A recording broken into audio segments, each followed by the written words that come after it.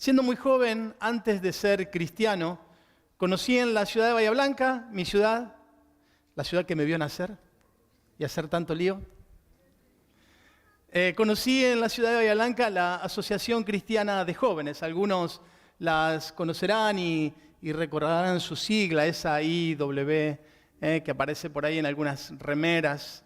El espacio de reunión de la Asociación Cristiana de Jóvenes y sus instalaciones estaban colocados estratégicamente en uno de los sectores más lindos de la ciudad, en el área universitaria. ¿Pueden pasar los niños, por favor, a guardería? Perdón, me había olvidado de ellos. Ahí. Vamos a pasar. Miren, los futuros predicadores, los futuros evangelistas, las futuras maestras, están ahí. Ahí van. Chau.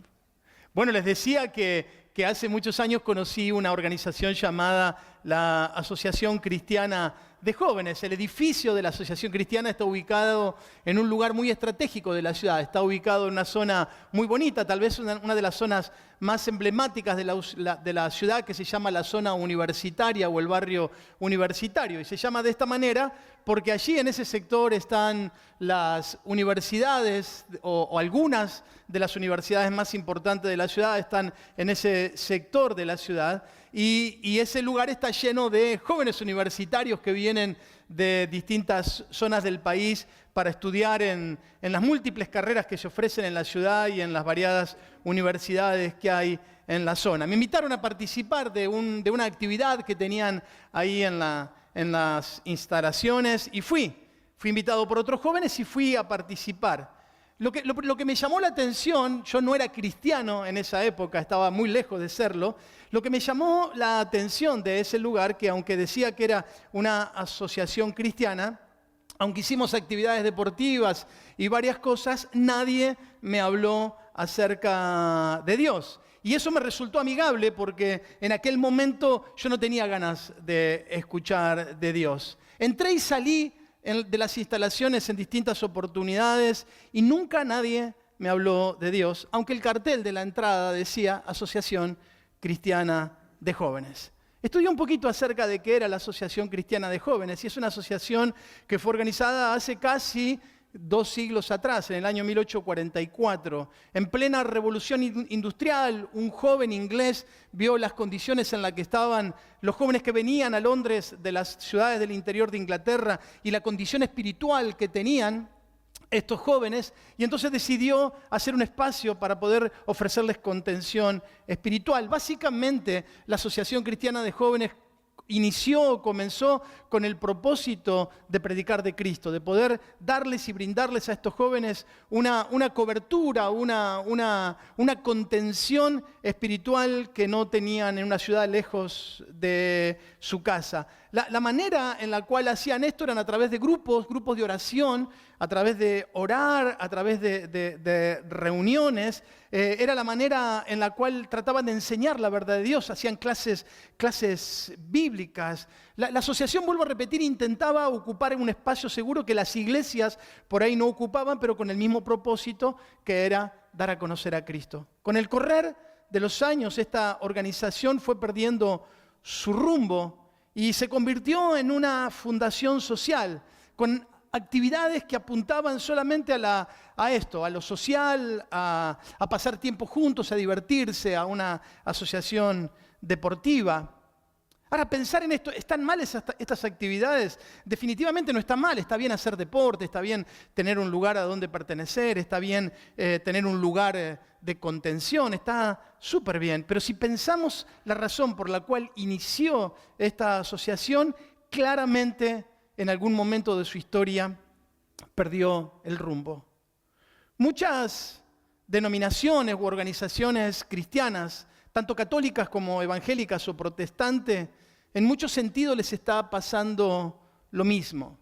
En el afán de ser simpáticas, de ser amigables, de que todo el mundo la acepte, con el propósito de caerle bien a todos, de no producir rechazo, o en algunas veces con propósitos aún más complicados, como por ejemplo con el propósito de llenar espacios, estadios o templos, muchos lugares, aunque tengan un cartel que digan en la entrada iglesia cristiana, también han perdido su rumbo. Los cultos o las reuniones de la iglesia se han convertido en un show donde la gente tiene que pasarla bien.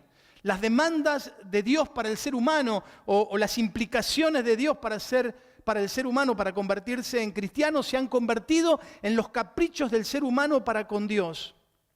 El mensaje de la palabra de Dios se ha convertido en un mensaje motivacional donde todos tienen que sentirse empoderados al salir de una reunión cristiana. Inclusive, si hay ideologías o corrientes de pensamiento contrarias a la fe cristiana, pero que la gente necesita amigarse con ellas, la iglesia está dispuesta a negociar y a bajar los estándares de la palabra de Dios. Pero la iglesia no está para eso, por lo menos si quiere llamarse iglesia. La iglesia no está para convertirse en lo que la gente espera que se convierta o en lo que la gente demanda que se convierta. La iglesia no está para ser moderna, para modernizarse y bajar sus estándares para que a la gente le sea cómodo escuchar el mensaje del Evangelio. La fe cristiana, todo lo contrario, está en esta tierra para ser sal y luz, para ser el único lugar por medio del cual puede Dios hablarle a la gente y decirle que se arrepientan de sus pecados y que vuelvan su corazón a Dios. La iglesia no está para ser amada, aunque qué lindo cuando nos quieren. Pero el mensaje de la palabra de Dios desde el mismo Jesucristo sufrió rechazo por aquellos que no querían escuchar la verdad, aquellos que no pretendían ser enseñados en la verdad. La iglesia del Señor en esta tierra está para cumplir un propósito y para no desviarse de ese propósito debe de mirar las Escrituras con regularidad para recordar la razón por la cual fue creada y todavía está en esta tierra. La iglesia fue creada con propósitos específicos y si estos propósitos se pierden, se convertirá en cualquier otra cosa, aunque en el cartel del frente del templo o del salón siga diciendo iglesia cristiana. Yo quiero que miremos juntos las Escrituras porque el final del libro de los Hechos nos va a hablar acerca de aquella iglesia, la iglesia del principio, la iglesia del comienzo, las cosas que hacía la iglesia, los propósitos que perseguía y las cosas que la iglesia deberíamos de haber repetido o de repetir a lo largo de la historia, aunque cambiemos los formatos, la forma de hacerlo, el espacio de reunión, la forma de vestirnos, la forma de dialogar, pero el elemento sustancial o el fundamento no debería haberse perdido mucha. Pedro está en el versículo 40 del capítulo 2, Pedro está terminando su sermón, recuerdan, ¿no? El sermón que habló, lo vimos la semana pasada, lo analizamos. El versículo 40 dice que Pedro, aunque no lo dice ahí, pero es Pedro el que está hablando, con muchas otras palabras les hablaba y los animaba y les decía, pónganse a salvo de esta generación perversa. Fue así como los que recibieron su palabra fueron bautizados y ese día se añadieron como 3.000 personas, las cuales se mantenían fieles a las enseñanzas de los apóstoles y en el mutuo compañerismo, en el partimiento del pan y en las oraciones. Al ver las muchas maravillas y las señales que los apóstoles hacían, todos se llenaban de temor. O una mejor traducción sería, como lo vamos a ver, se llenaban de asombro, se llenaban de admiración, se llenaban de un temor reverente. Y todos los que habían creído se mantenían unidos y lo compartían todo. Vendían sus propiedades y posesiones y todo lo compartían entre todos, según las necesidades de cada uno. Todos los días se reunían en el templo y partían el pan en las casas y comían juntos con alegría y sencillez de corazón mientras alababan a Dios y brindaban ayuda a todo el pueblo. Y cada día el Señor añadía a la iglesia los que habrían de ser salvos, o una mejor traducción también de ese versículo sería los que iban siendo salvos.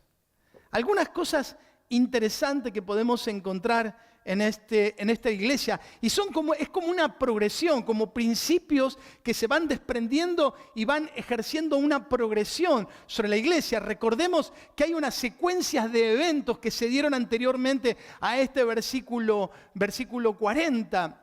un encuentro con Jesús vivo y resucitado que les hizo recobrar las esperanzas y el sentido de la vida. Una promesa y un mandato de esperar el derramamiento del Espíritu Santo. Una paciente y confiada espera. La recepción o el recibir el Espíritu Santo con evidencias que eran palpables para todos, y ya lo vimos en el mensaje que correspondió a esa porción. Hablaban en otros idiomas y el viento recio y el fuego sobre sus cabezas. Y Pedro comienza a predicar. Después de esta experiencia extraordinaria, Pedro toma una profecía, lo vimos la semana pasada, la profecía de Joel, y comienza a conducir el pueblo a la verdad, a los pies del Señor.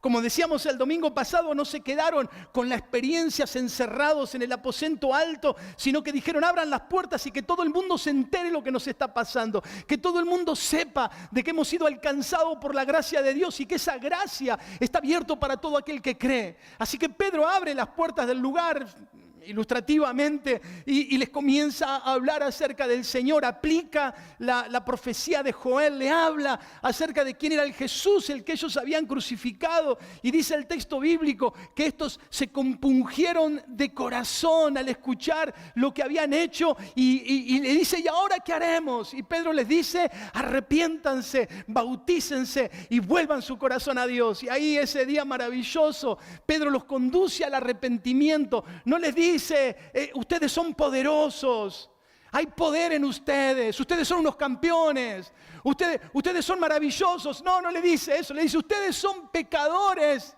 que necesitan volver su corazón a Dios. Y dice que compungido de corazón, le dicen: ¿y ahora qué haremos? Y Pedro le dice: arrepiéntanse y vuelvan su corazón al Señor. Y el texto que leímos así rapidito, porque vamos a avanzar sobre lo siguiente, versículo 41, dice que los que creyeron, los que se arrepintieron, no todos los que escucharon, porque probablemente eran más de 3.000 los que había ahí escuchando, pero los que prestaron atención, los que sintieron que el mensaje era para ellos, los que entendieron que eran pecadores, que necesitaban volver su corazón al Señor, volvieron, se arrepintieron, le pidieron perdón al Señor de sus pecados y ese día se bautizaron.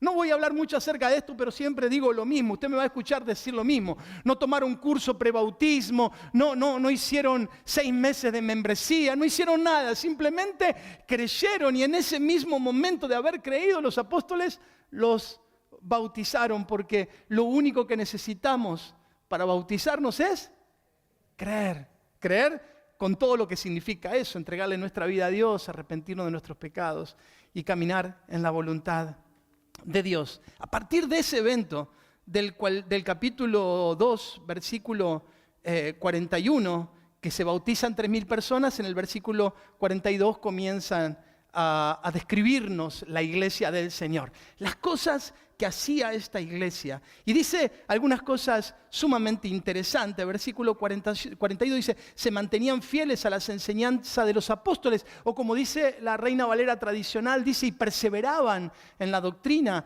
de los apóstoles y en el mutuo compañerismo o en la comunión, en el partimiento del pan y en las oraciones. 4 cosas que nos dice que hacía esta iglesia. En primer lugar, perseveraban en la doctrina de los apóstoles. La mayoría de los comentaristas sostienen que no solamente era poner en práctica la doctrina de los apóstoles, sino escuchar de ellos las verdades de Dios, ser enseñados por los mismos apóstoles las palabras que ellos habían escuchado del mismo Jesús. Todavía no tenían una palabra escrita, era tradición oral. Los apóstoles se encargaban de enseñar para que estos le enseñen a otros, pero se mantenían perseverantes porque querían escuchar la verdad de Dios. Lo segundo, todo esto lo vamos a desarrollar un poquito más, lo segundo que hacía era perseverar en la comunión unos con otros. Y déjame que quiero aquí hacer un énfasis.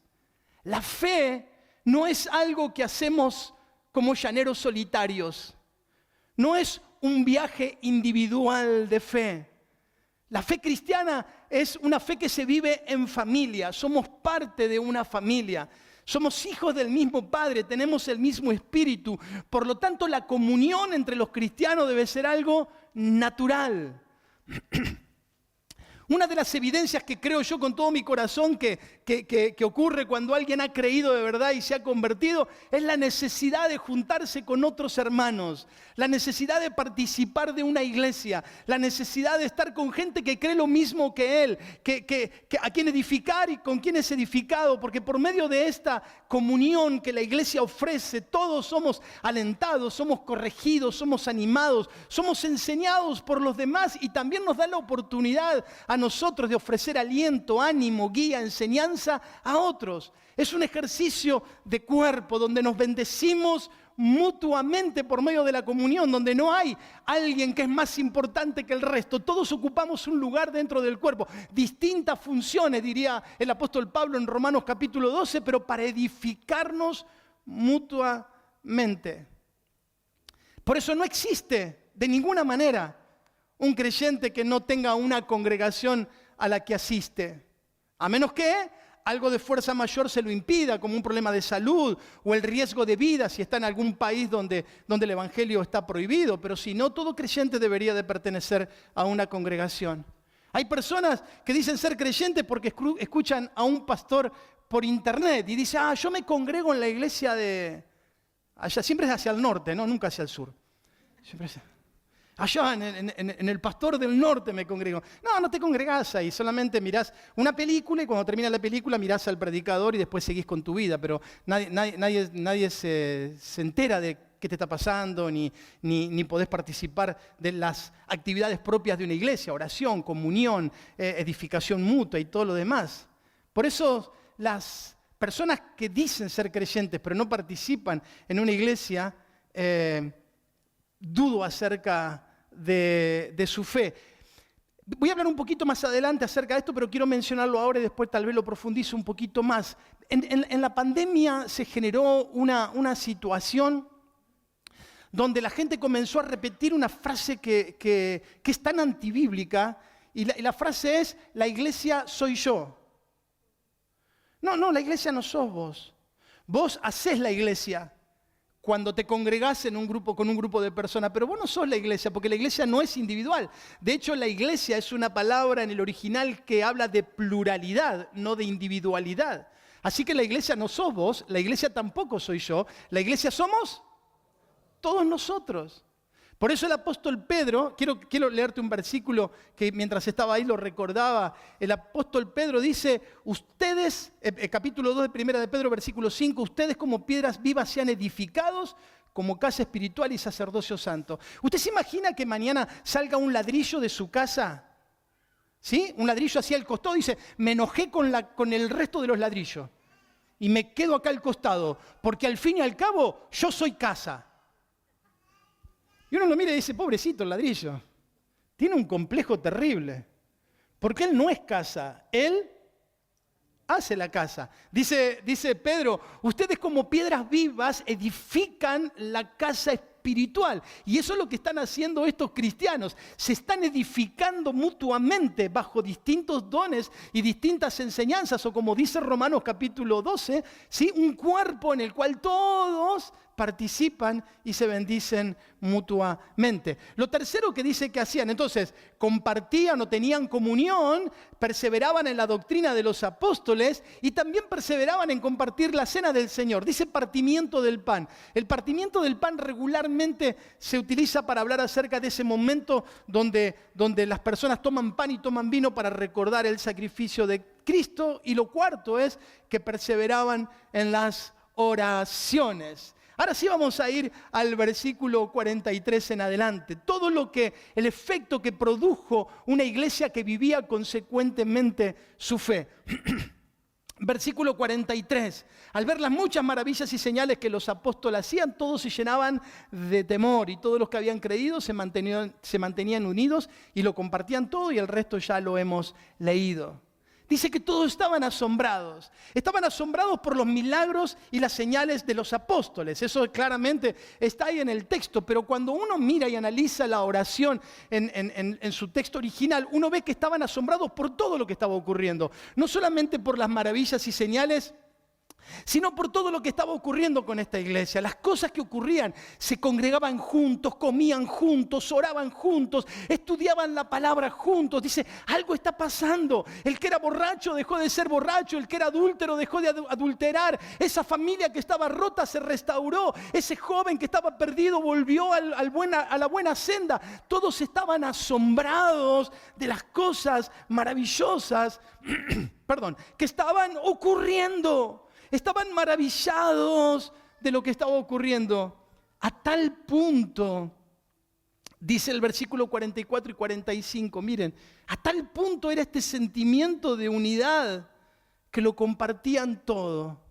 Y el versículo 45 nos dice algo que aparece exclusivamente en este pasaje. Dice que la gente vendía sus propiedades y lo compartía entre el resto de la gente. No solamente compartían tiempo juntos, no solamente compartían la oración juntos, no solamente había un ejercicio espiritual juntos, sino también que se preocupaban por las cuestiones materiales que cada uno iba necesitando.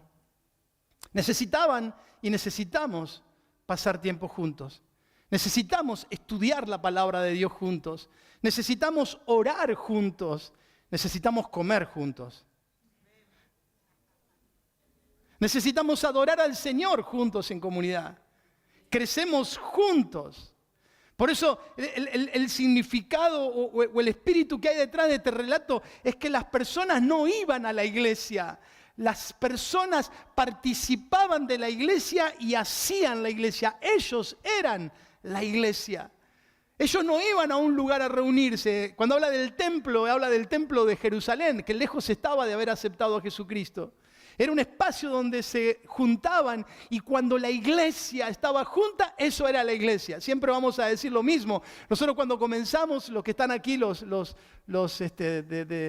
aquella época que lo recuerdan, nos juntábamos donde podíamos. Un día nos juntábamos en el Santiago Beso y por ahí nos decían que no podíamos ir, nos íbamos al SIC y nos decían que ahí nos podíamos y nos veníamos al garage de la familia Moyano, de Jesús y Mónica y hacíamos la...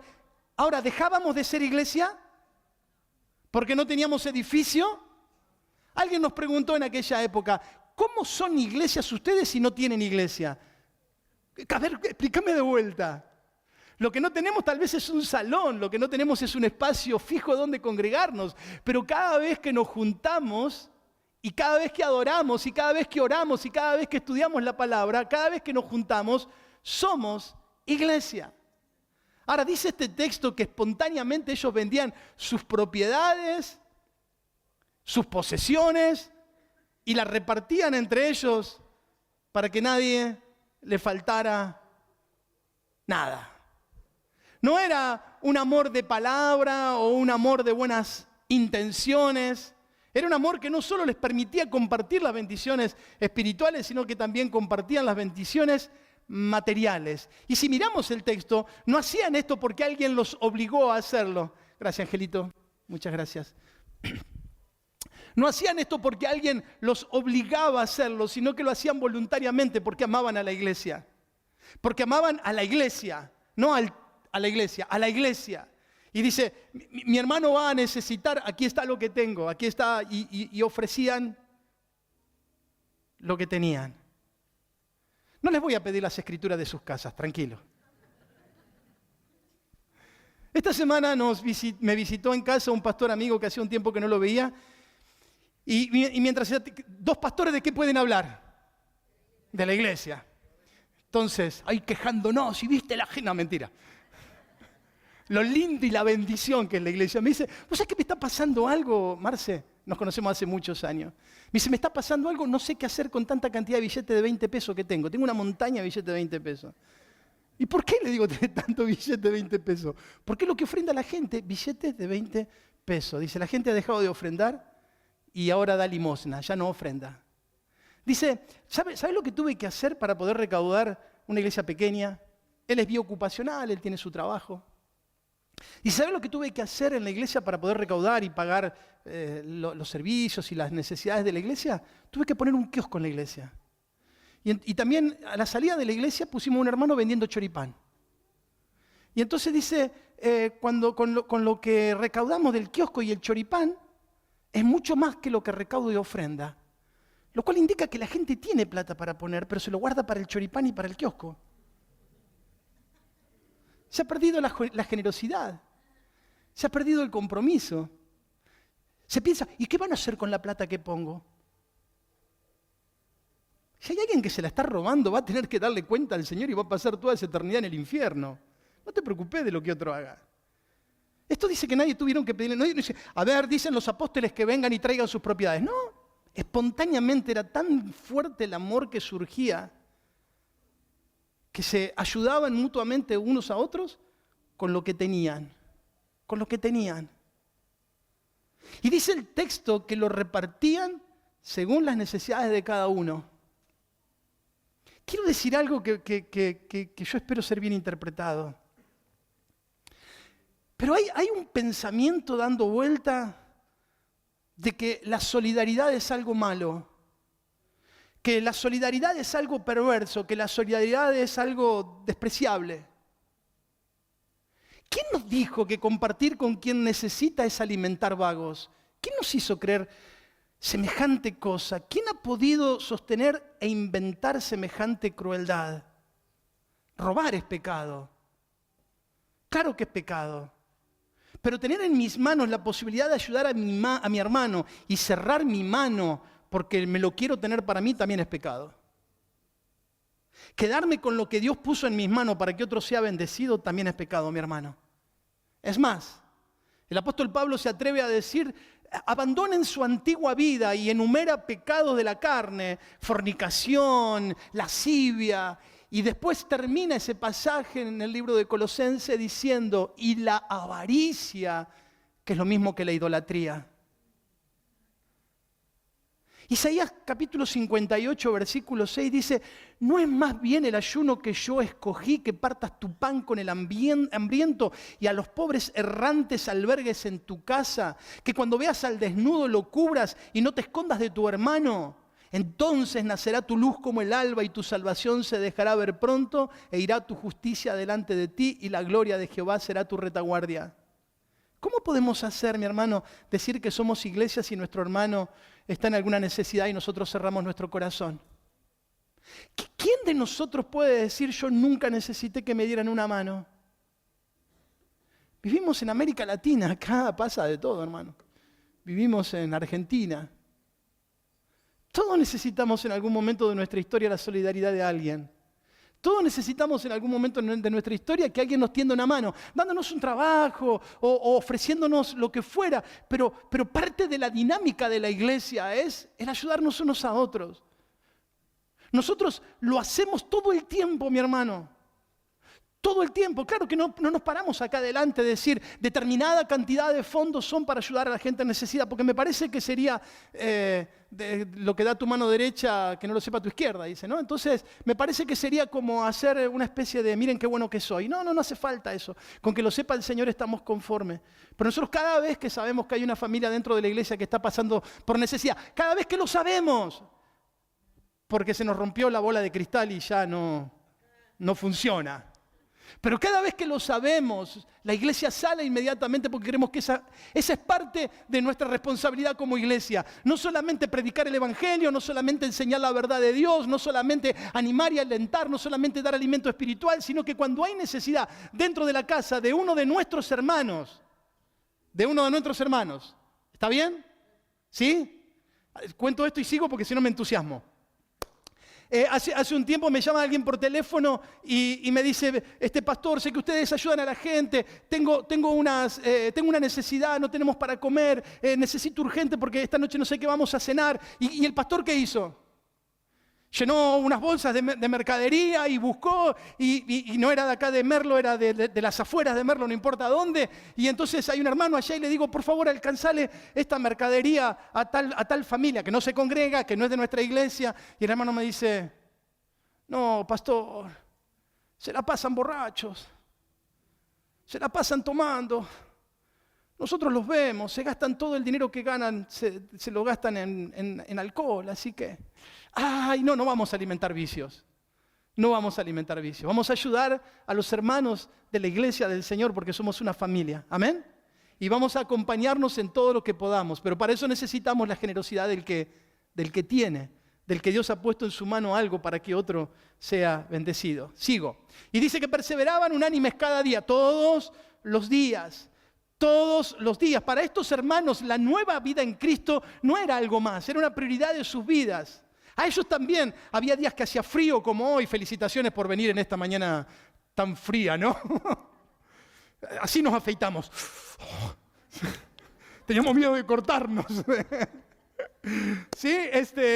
A veces hace frío, a veces hace calor, a veces estaban cansados, a veces habían tenido una semana complicada, a veces tenían invitaciones a fiesta o a cumpleaños, a veces venían visitas a sus casas, pero su vida espiritual era una prioridad porque dice que se reunían todos los días, porque entendieron de que eso se trata la vida, que mucho sin Dios es nada, pero que poco con Dios es mucho o es todo. Y eso es lo que debemos de transmitir nosotros a nuestra familia. No importa si nuestros hijos serán exitosos profesionales o no. Nuestro deseo del corazón es que sean hombres y mujeres que amen al Dios el resto de su vida y que un día pasen a la eternidad con el Señor y podamos gozarnos por la eternidad con ellos. ¿Amén? Comían juntos y compartían la cena del Señor y ya estoy casi terminando. Ustedes saben que los días jueves tenemos un grupo de Cruz de Caña, ¿sí, no? Saben que los días jueves vamos para allá, para Cruz de Caña, todos los jueves. Un grupo hermoso, al que amamos muchísimo.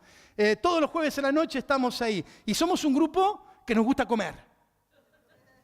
O sea, llegamos y nos juntamos y ya cuando llegamos ya está la mateada y el pancito casero y charlamos un ratito y bueno, vamos a comenzar. Oramos con la boca llena casi, ¿no?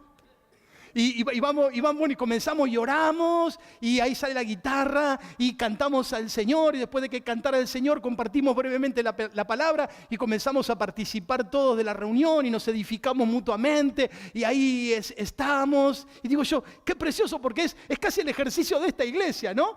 Se juntaban, adoraban al Señor juntos, comían juntos, estudiaban las palabras, oraban unos por otros. Maravilloso, así debería ser cada grupo pequeño de la iglesia. Para darles un poquito de envidia, solamente para eso nada más, porque no puede ser todo bueno, dentro de 2 jueves nos vamos a comer un locro que ustedes no lo saben. Impresionante. Dice que alababan a Dios y que este alabar al Señor hacía que tuvieran favor con todo el pueblo. Y esto no significa que todo el pueblo lo amara, sino que todo el pueblo sentía favor con ellos y añadía el Señor cada día a la iglesia los que iban siendo salvos. ¿Amén? Concluyo, pero no es el final del mensaje. Espere todavía. La iglesia fue creada por Dios para sostener la verdad, para conducir a los pecadores al arrepentimiento, para llevar a las personas a los pies del Señor, para enseñar la palabra de Dios, para que los creyentes compartan la vida mientras vamos caminando juntos hacia la eternidad. La iglesia fue creada por Dios para tener comunión, para que sus hijos tengan comunión, para que tengan compañerismo, para que podamos orar unos por otros, para compartir la mesa, para restaurar el corazón de los quebrantados, para dar esperanza al desesperanzado, para ofrecer adoración al Dios de los cielos, para manifestar el amor de Cristo con actos concretos, para enseñarles a las personas que vivir conforme a la palabra de Dios es lo mejor que pueden hacer con sus vidas. La iglesia es un lugar donde encontrarse con Dios y por esa razón un lugar donde podemos encontrar la verdadera paz. El ciclo, pueden pasar Marianito y Caro y Matías.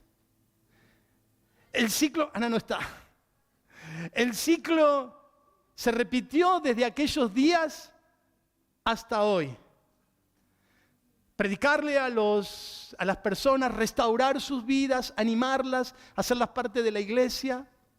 Y yo quiero que nos cuenten, Marianito y Caro, en su último domingo con nosotros, ¿qué ha sido la iglesia para ustedes?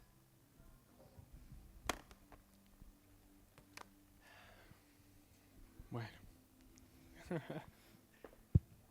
no prometo no emocionarme, pero ¿qué es la iglesia para nosotros? La verdad que es una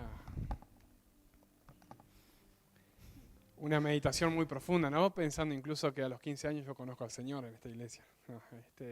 Y el Señor me hace formar parte de su familia eterna a través de ese misterioso plan de traerme a Merlo y conocer, bueno, ya lo voy a contar un poquito más, pero conocer a Dios aquí.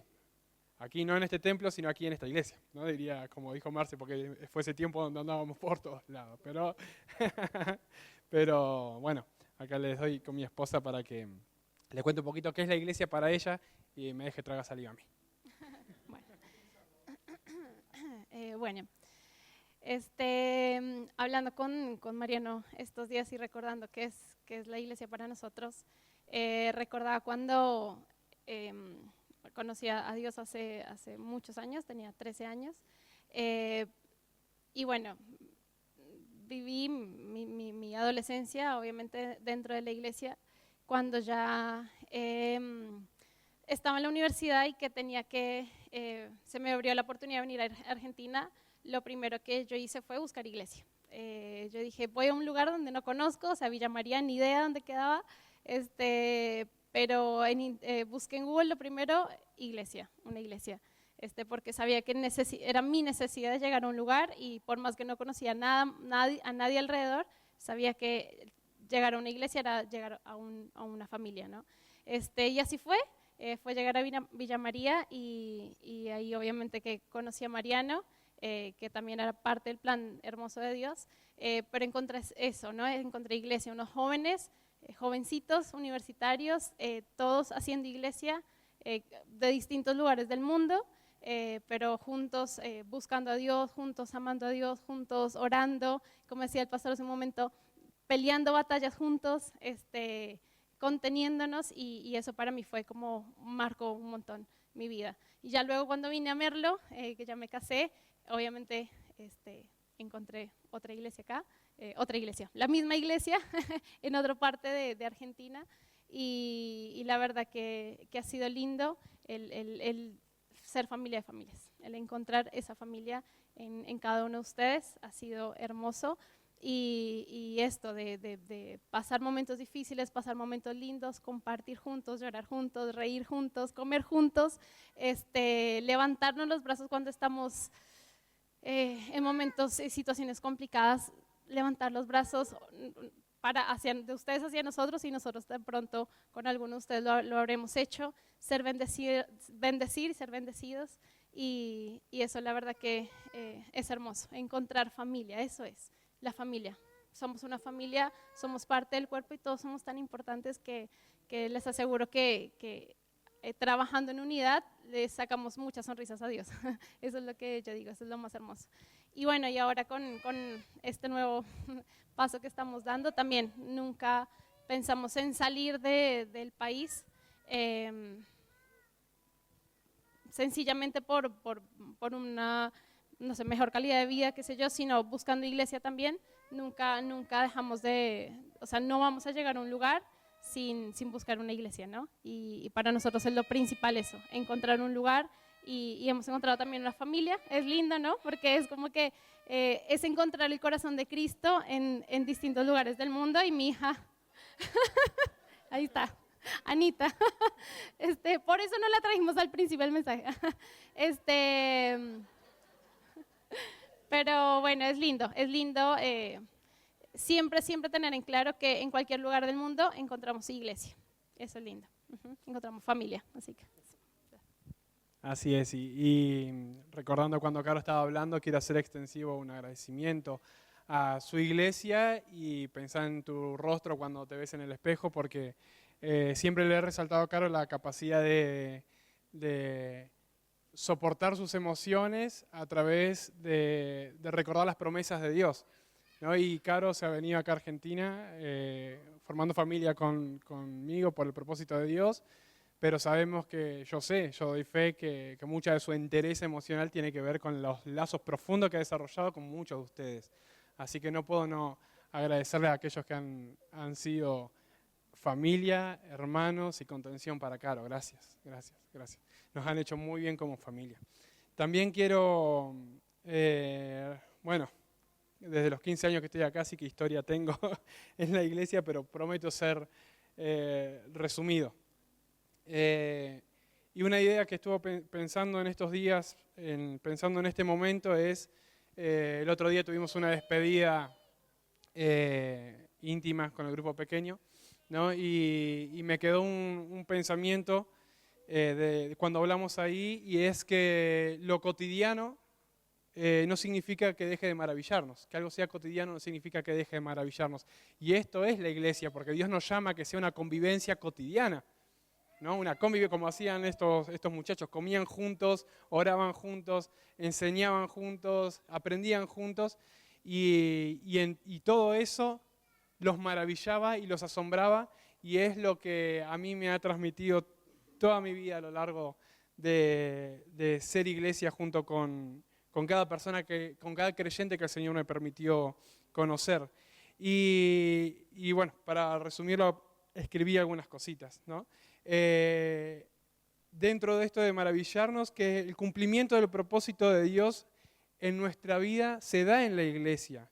La iglesia ocupa un lugar central en esto de cumplir el propósito de Dios. Y me maravilla y me sigue maravillando que si bien somos personas imperfectas la que ocupamos la iglesia, la que formamos iglesia, es a través de nosotros, escogidos y santos, quien Dios lleva a cabo su perfecto plan. La iglesia es el plan perfecto de Dios. La iglesia es el plan perfecto de Dios. Lo fue cuando Jesús lo diseñó, lo soñó, lo fue cuando Jesús la creó y lo sigue siendo hasta el día de hoy. La iglesia, como iglesia, nosotros necesitamos cuidar eso, pero también sabiendo que somos así como somos, imperfectos. Y eso es lo que nos maravilla, que Dios lleve ese perfecto plan a través de nuestras vidas, ¿no? Entonces, en ese sentido, yo pensaba, para ordenarme un poquito, es decir, que Dios es el que inicia y el que perfecciona nuestra fe. Lo dice la palabra de Dios. Pero en este inicio, desde el primerísimo momento hasta el último momento, la iglesia ocupa un lugar central. Y yo pensaba que iglesias también en mi vida, es recordar momentos, tiempos, pero es recordar rostros también. Recordar rostros de aquellos hijos de Dios que han sido instrumentos de Dios para llevar su perfecto plan en mi vida. Por ejemplo, rostros que me recuerdan mi salvación. Y no me tendría que ir a la secundaria cuando Juanjo y algunos cómplices más de Dios me invitaron a ir a una reunión de jóvenes. Y se me viene un rostro donde Dios llevó su perfecto plan a cabo en mi vida. Rostros que me recuerdan la sanidad en mi corazón. Recuerdo, y se me venía una anécdota o un recuerdo cuando estábamos en un retiro como el que participaron las mujeres hoy. Yo venía como adolescente con muchas, sería un testimonio mucho más largo, pero con muchas heridas en mi corazón hacia mi padre, heridas en mi corazón hacia mi historia, preguntas en mi vida.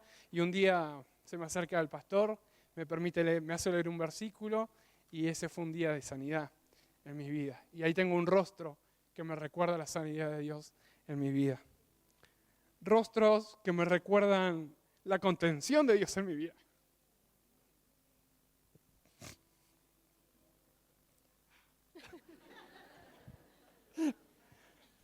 Cuando tuve el accidente, en la mano, me acuerdo que fue muy adrenalínico todo, ¿no? Pero salimos volando para el hospital, entro al hospital así con toda esa adrenalina y paso la...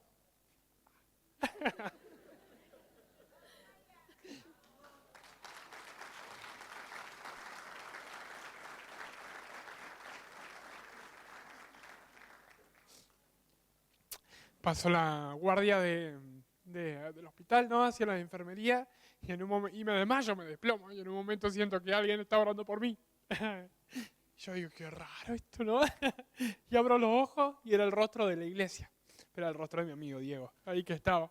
Increíble, ¿no? Dios mostrándome su contención también a través de su iglesia, y hay rostros que me lo recuerdan. Rostros que me recuerdan los propósitos de Dios, y que no se trata de nosotros, sino de Dios. Y en este perfeccionar de la fe, la posibilidad de conocer a muchos de ustedes, en los cuales Dios nos puso el desafío que era tiempo de dar todo aquello que ya habíamos recibido. Era tiempo de dar, transmitir salvación, era tiempo de transmitir su amor, era tiempo de transmitir esa contención que Dios nos había mostrado.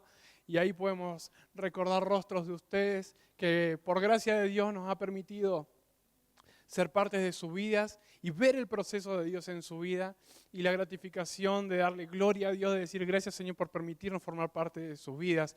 Y en ese sentido también pensaba recordar que a través del accidente la pregunta fue ¿por qué Señor?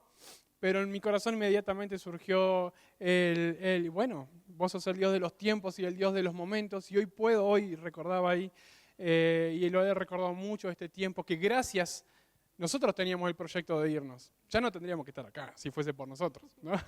Pero Dios tenía otros planes y usó el accidente para retrasarnos muchísimo el tiempo. Y hoy puedo darle gracias a Dios mientras cantábamos, porque decir, gracias Señor, porque por haber retrasado también nuestro plan, pero retrasado nuestros tiempos, vos nos has permitido ser de bendición para otros. Aunque eso haya valido un accidente, perder un dedo y la deformidad de otros. Pero yo pude ver cómo vos a través de mi deformidad le diste forma a la vida de otras personas. Y eso me fue suficiente, el ser iglesia. Así que gracias a Dios por el accidente. Gracias a Dios por retrasar nuestros planes, porque nos permitiste seguir siendo iglesia y seguir entendiendo que no se trata de nosotros, se trata de vos. Y ese a veces no se trata de nosotros, no se trata ni siquiera de nuestra salud e integridad física. Se trata de que Dios nos use para seguir siendo de bendición para otros. Así que también recuerdo rostros. No los voy a nombrar porque son muchos, pero recuerdo esos rostros. Rostros que me recuerdan que Dios nos cuida hasta en los detalles más pequeños. Y para salir de este contexto recuerdo mi vida universitaria, donde tuve necesidad de mucho cuidado de Dios, porque ustedes saben lo que es la vida universitaria, que es pasar por pobreza o necesidad, ¿no? En muchos tiempos.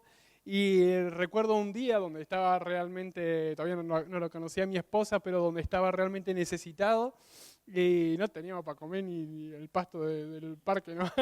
Entonces levanté una oración a Dios y Señor, acá estoy. Y recuerdo que como nunca antes la iglesia, y puedo recordar su rostro y su nombre hoy en día, vino hasta mi departamento a saludarme, por como quien dice, y al final me dice, y Marian, y quiero darte esto, ¿no? Y ahí pude ver la provisión y la respuesta de una oración de Dios a mi vida a través de la iglesia. Y ahí estuvo. Y yo dije, wow, es increíble. Dios lleva a cabo su perfecto plan a través de su iglesia. Rostros que me recuerdan que Dios me perdonó y que también tengo que perdonar, porque también en la iglesia hay situaciones que no comprendemos y que merecen perdón. Pero lo interesante, que obviamente nacen en las imperfecciones que todos tenemos nosotros, ¿no? Que todos nosotros tenemos. Pero hay algo interesante que meditaba estos días, que incluso nuestros errores y nuestra imperfección dentro de la iglesia es para llevar a cabo el perfecto plan de Dios, porque podemos aprender a perdonarnos como Dios perdona. Entonces me acordaba de ese texto que hierro con hierro se aguza, y aguza es afilar, es sacar punta. O sea que cuando tengas problemas dentro de la iglesia es porque Dios quiere hacerte un mejor instrumento. ¿Sí? Porque Dios quiere seguir llevando su plan perfecto a través de tu vida, quiere perfeccionarte, quiere sacarte punta para que puedas ser mejor. Así que en vez de enojarte, aprende a perdonar como Dios nos ha perdonado. Rostros que me recuerdan el fiel, eterno y desinteresado amor de Cristo. Podría pensar, sin ir más lejos, que siempre desafían mi concepto de amor. Podría pensar en una familia como Jesús y Moni, por ejemplo, ¿no? Ellos nos han enseñado hasta no dejan de asombrar, ¿no? Siempre tienen un poquito más de romper ese límite de amor yo puedo mirarlos y reconocer que hay un Dios vivo y que ama, ¿no? Así que todos estos rostros curtidos por el tiempo, curtidos por la historia, quizás con algunas cicatrices, quizás con algunas imperfecciones, que somos todos nosotros, llevamos a cabo el perfecto plan de Dios en esta tierra. El perfecto plan de Dios en esta tierra, que nunca va a dejar de maravillarnos. Nunca va a dejar de maravillarnos. Por eso que lo cotidiano nunca deje por más que la iglesia sea cotidiana, que nunca deje de maravillarnos. Y termino con este versículo. Dice, Él hace que todo el cuerpo encaje perfectamente y cada parte al cumplir con su función específica ayuda a que las demás se desarrollen. Entonces todo el cuerpo crece y está sano y lleno de amor. Qué hermoso pasaje. Y como si fuese menos, saben que nos vamos. ¿No? He hablado con un amigo estos días y le decía, mirá, y yo se lo decía así con una sonrisa, ¿no? Y le decía, mirá, la verdad lo único que hoy tenemos fijo allá es la iglesia, porque nos hemos ocupado de buscar eso. Y me decía, no, y yo le decía, sí. Y también ya Dios nos ha mostrado su amor a través de la iglesia. La iglesia es todo para nosotros. Gracias. Amén, gracias.